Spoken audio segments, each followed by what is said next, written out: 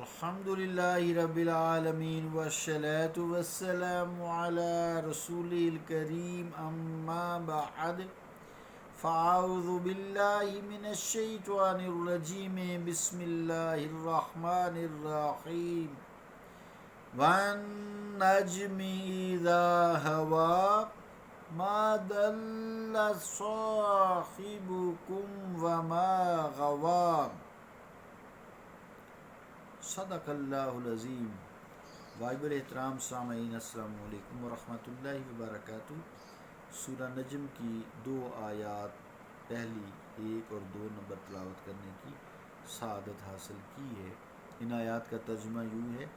قسم ہے اس تابندہ ستارے کی جب وہ نیچے اترا، تمہارا زندگی بھر کا ساتھی، نہ رائے حق سے بھٹکا اور نہ بہکا۔ اللہ کا قول سچا ہے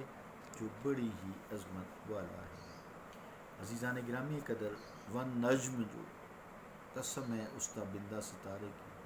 اس کے بارے میں کل گفتگو ہوئی تھی۔ اس سے مراد نبی مکرم صلی اللہ تعالیٰ علیہ وآلہ وسلم ہے۔ اور جو اگلی آیت ہے ما ضل صاحبکم وما غوا، یہ جواب قسم ہے۔ تو صاحبکم جو ہے، اس سے مراد حضور کریم علیہ السلام کی ذات بابرکات ہے۔ صاحب کا معنی ہوتا ہے سید، اس کا معنی مالک بھی کیا گیا ہے۔ جسے کہتے ہیں نا صاحب البیت، گھر کا مالک، بیت کہتے ہیں گھر کو، اور گھر ایسا گھر جس کا دروازہ ایک ہو، جیسے بیت اللہ، یعنی اللہ کے گھر کا دروازہ ایک ہی ہے نا، اس کو کہتے ہیں بیت اللہ، اللہ کا گھر، خانہ کعبہ نا۔ تو صاحب البیت، گھر کا مالک، اس کا معنی ساتھی بھی ہوتا ہے، رفیق بھی ہوتا ہے، صاحب کا معنی۔ لیکن صرف ایسے ساتھی کو ہی صاحب کہا جائے گا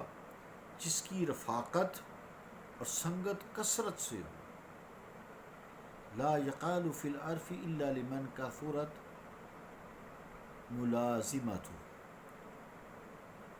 مفردات راغب، علامہ راغب اصفہانی رحمۃ اللہ علیہ اس کی پھر تشریح کرتے ہوئے لکھتے ہیں: الدلال العدول عن الطریق المستقیم۔ یہ صاحبکم جو لفظ ہے، ما ضل، ضلع اس کو کچھ لوگ بولتے ہیں، بعد، اس کو زواد بھی بولتے ہیں، لیکن صحیح طریقہ یہ ہے، سب سے یہ حروف تہجی عربی کے جو ہیں مخرج اس کا سب سے مشکل ہے کہ ایسے طریقے سے ادا کرو نہ پتہ چلے کہ یہ زواد ہے، اور نہ پتہ چلے کہ یہ زواد ہے، نہ پتہ چلے یہ بعد ہے۔ اور اس کے لیے یہ جو ہے زبان جو پچھلے دانتوں کو لگاتے ہیں،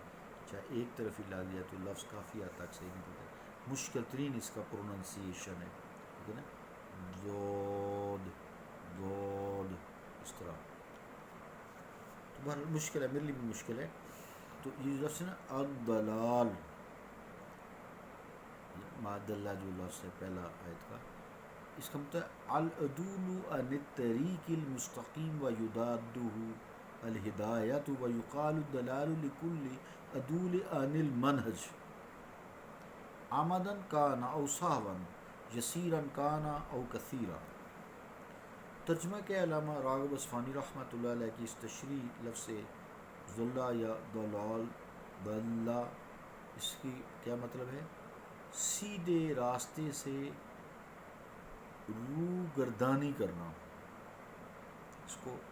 ضلال بولتے ہیں۔ اس کی ضد جو ہے ہدایت ہوتی ہے، یعنی اونٹ جو اس کے مخالف لفظ ہے۔ بعض نے مزید اس کی تشریح کی ہے کہ راستہ سے رو گردانی دانستہ ہو یا بھول کر ہو، تھوڑی ہو یا زیادہ ہو، اس کو ضلال ہی بولتے ہیں۔ اور جو علامہ راغب اصفہانی ہیں وہ غوا کی تشریح کرتے ہوئے لکھتے ہیں: الغی جہل من اعتقاد الفاسد، الغی جہل من اعتقاد الفاسد، یعنی مفردات راغب، یعنی وہ جہالت جو باطل عقیدہ کی وجہ سے ہو۔ علامہ اسماعیل حقی رحمۃ اللہ علیہ فرماتے ہیں الغوایۃ ہی الخطاء فی الاعتقاد خاصۃ والدلال اعم منها یتناول الخطاء فی الاقوال والافعال والاخلاق والعقائد۔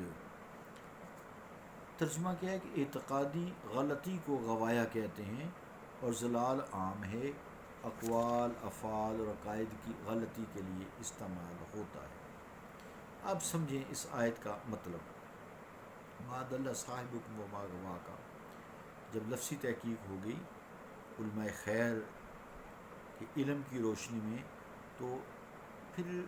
مسئلہ کیا حل ہوا؟ وہ یہ ہوا کہ حضور رحمت عالمیان رحمت عالم صلی اللہ علیہ وآلہ وسلم نے جب کہ توحید کی دعوت کا آغاز کیا اور اہل مکہ کو کفر و شرک سے باز آنے کی تبلیغ شروع کی، تو اہل مکہ نے کہنا شروع کر دیا معاذ اللہ ثم معاذ اللہ استغفر اللہ کہ آپ گمراہ ہو گئے ہیں، استغفر اللہ، اپنی قوم کا راستہ چھوڑ دیا ہے، ان کا عقیدہ بگڑ گیا ہے۔ خالق ارض و سما نے پہلے قسم کھائی ون نجم، قسم ہے مجھے اس تابندہ ستارے کی جو نیچے ہوئی، پھر ان کے الزامات کی تردید کی، فرمایا اے مکہ کے کافرو، ان کے قول عمل اور کردار میں گمراہی کا نام و نشان تک نہیں ہے، ان کے عقیدہ میں کوئی غلطی کوئی کجی نہیں ہے،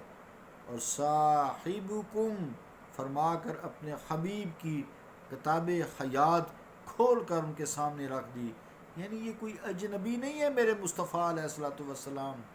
جو دیار غیر سے آ کر یہاں اپنی فروکش ہو گئے ہیں، دور سے آئے ہیں، اجنبی نہیں ہے تمہارے لیے، اور یہاں آ کر دور سے آ کر نبوت کا کوئی ایسا دھندا شروع کر دیا معاذ اللہ ثم معاذ اللہ۔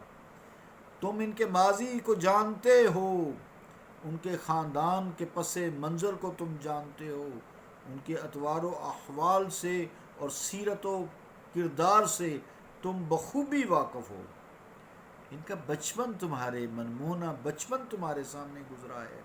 ان کا عہد شباب تمہارے اسی ماحول میں گزرا ہے اور تمہارے اسی شہر میں وہ زندگی بسر کر رہے ہیں،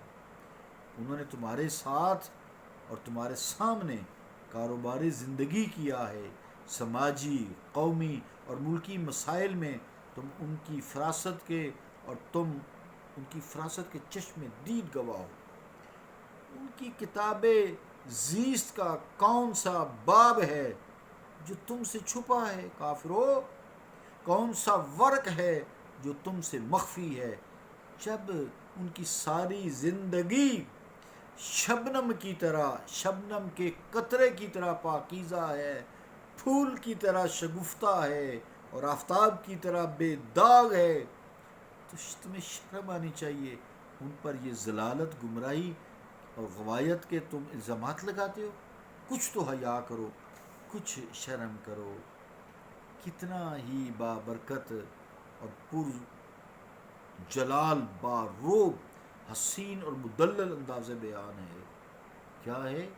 ما دل صاحبکم وما غوا۔ عزیزان گرامی قدر آگے ہم انشاءاللہ اس کو پڑھیں گے بھی، یہ سورۃ ضحیٰ کو،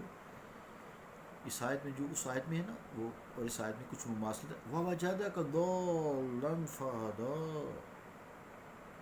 یہ اس کا بھی مفہوم اسی یہ تشریح سے واضح ہو گیا ہے کہ اس آیت میں ضال کا مطلب گمراہ نہیں ہے بلکہ کسی کی محبت میں سرگرداں اور حیران ہونا ہے، اور آپ اللہ تعالیٰ کی محبت میں حیران بھی تھے، سرگرداں بھی تھے، دل جو ہے محبت سے لبریز تھا اور ملاقات کے لیے بے چین تھا،